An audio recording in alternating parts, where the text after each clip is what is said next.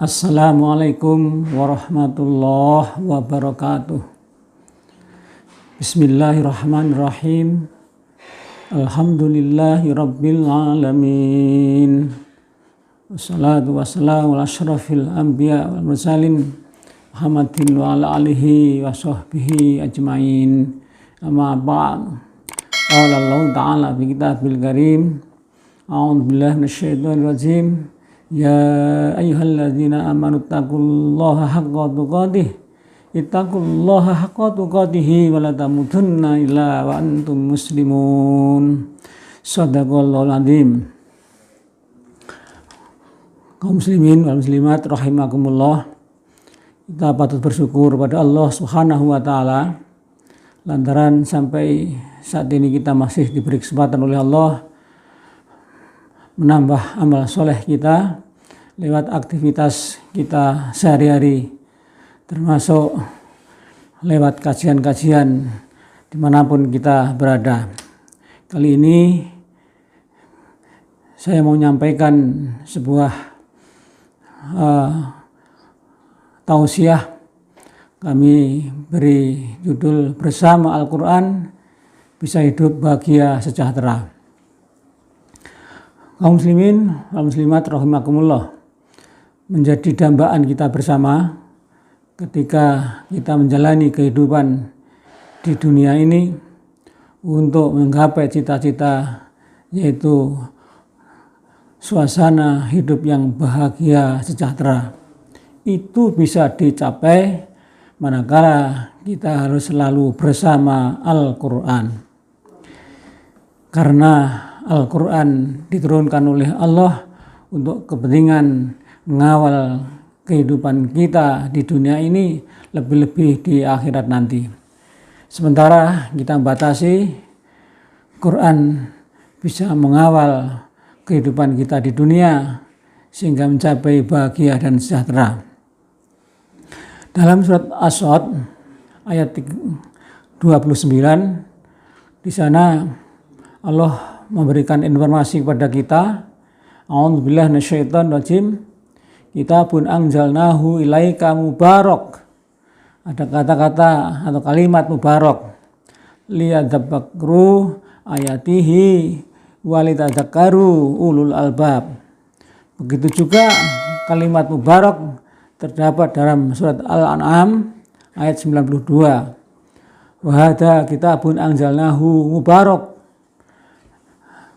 Beberapa tempat kata-kata mubarak yang Allah menjanjikan kepada hambanya terhadap kehidupan di dunia ini supaya kita mendapatkan keberkahan daripada Al-Quran itu.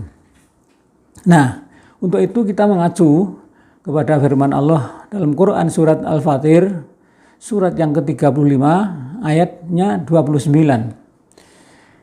Betapa Allah telah memberikan informasi ini 1400 tahun yang lalu untuk dicermati dan ditangkap oleh hambanya supaya dalam menjalani hidup di dunia ini betul-betul mendapatkan satu keberkahan. Ayatnya, a'udzubillahi minasyaitonir rajim. Innal ladzina yatluna kitaballahi wa aqamus salata wa anfaqu mimma razaqnahum sirran wa alaniyah yarjuna tijaratan lan tabur. Inilah informasi dari Allah dari Al-Quran. Siapapun yang bisa mengamalkan isi ayat ini, insya Allah hidup itu tidak akan mengalami semacam kerugian, tapi insya Allah hidupnya akan mengalami satu keuntungan, kebahagiaan, dan kesejahteraan.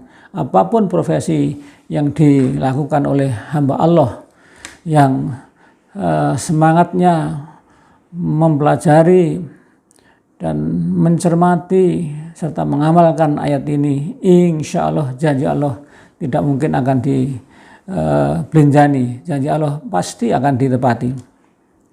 Mari kita kaji inti daripada ayat ini. Innalladzina, sesungguhnya orang-orang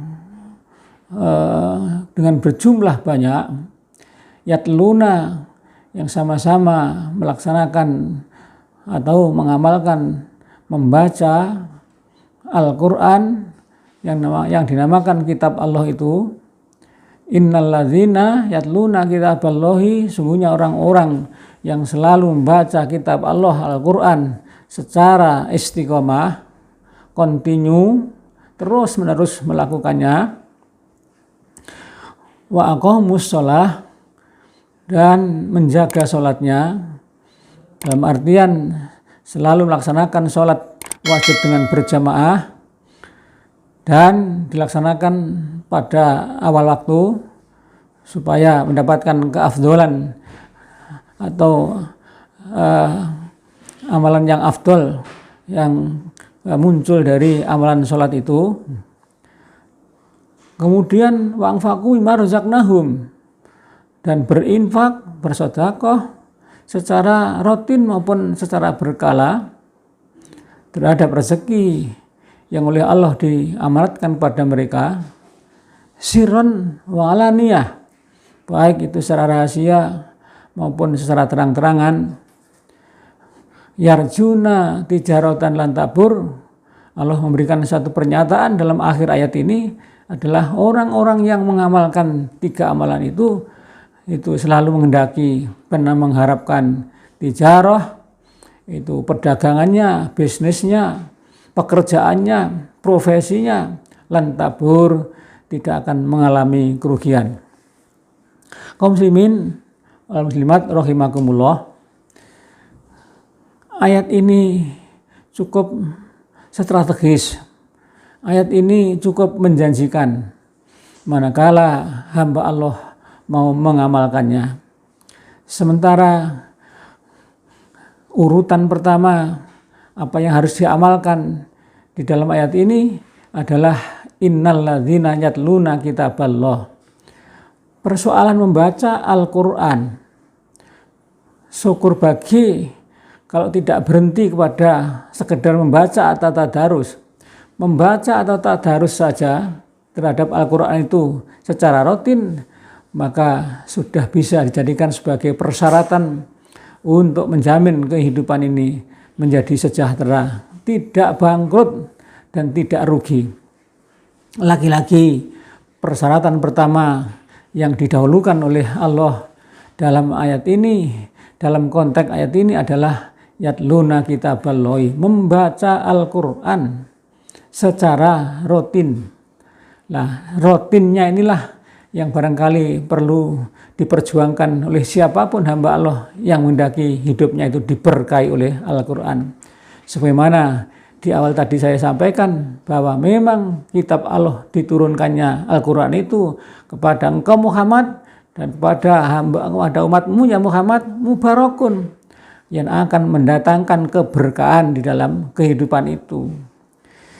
2 ayat minimal yang bisa saya jumpai, ada kata-kata mubarak, artinya mendatangkan keberkahan di dalam kehidupan ini, manakala minimal dibaca.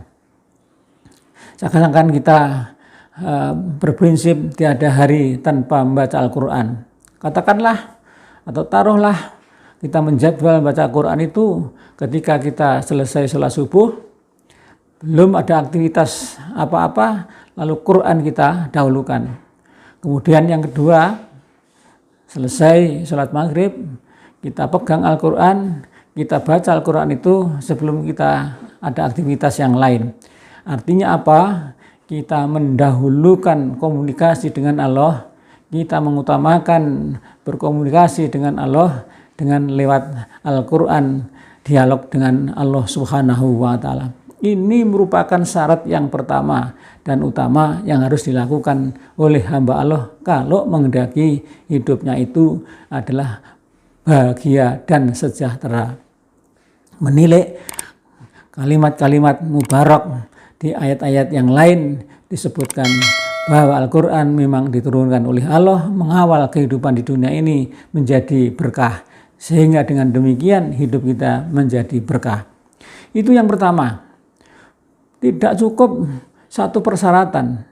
Ada persyaratan yang kedua, di samping secara rutin baca Al-Quran, yaitu yang kedua wa aqamus sholata, yaitu menjaga sholatnya.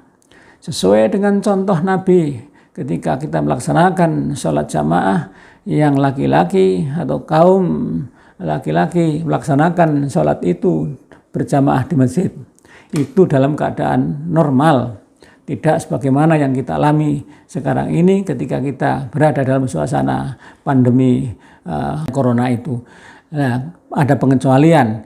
Dalam keadaan normal maka jaga sholat selalu berjamaah, membangun jamaah di masjid itu merupakan satu keharusan bagi seorang laki-laki. Sementara ibu-ibu kalau longgar dan sudah tidak ada masalah, memakmurkan masjid juga ikut bagus. Tapi andai kan tidak ikut jamaah di masjid, kaum ibu-ibu adalah tidak jadi persoalan. Inilah dan tepat waktu supaya kita melaksanakan sholat itu mendapatkan status yang afdol, utama. Bukan berarti melaksanakan sholat berjamaah tidak dilaksanakan awal waktu tidak sah, bukan begitu persoalannya. Tapi keafdolan sholat itu adalah dilaksanakan pada awal waktu. Yang ketiga adalah kita melaksanakan sedekah dan infak, itulah yang akan menjadikan kita menjadi sejahtera kehidupan, karena infak dan sedekah itu merupakan pancingan rezeki Allah yang akan diberikan ketika kita sudah melaksanakan atau mengamalkan yang namanya infak dan sedekah itu. Yarjuna tijaratan dan tabur, maka orang itu hidupnya tidak akan mengalami kebangkrutan. Kaum muslimin wal muslimat rahimakumullah, demikian barangkali tausiah yang bisa saya sampaikan pada saat ini. Mudah-mudahan ada guna dan manfaatnya, dan mudah-mudahan Allah memberikan pertolongan lahir batin pada kita sehingga mampu mengamalkan ketiga syarat ketika kita mau mengharapkan hidup itu bahagia sejahtera bersama Al-Quran. Amin ya rabbal alamin. Subhanakallahumma wa bihamdika asyhadu an la ilaha illa anta astaghfiruka wa atubu ilaik. Assalamualaikum warahmatullahi wabarakatuh.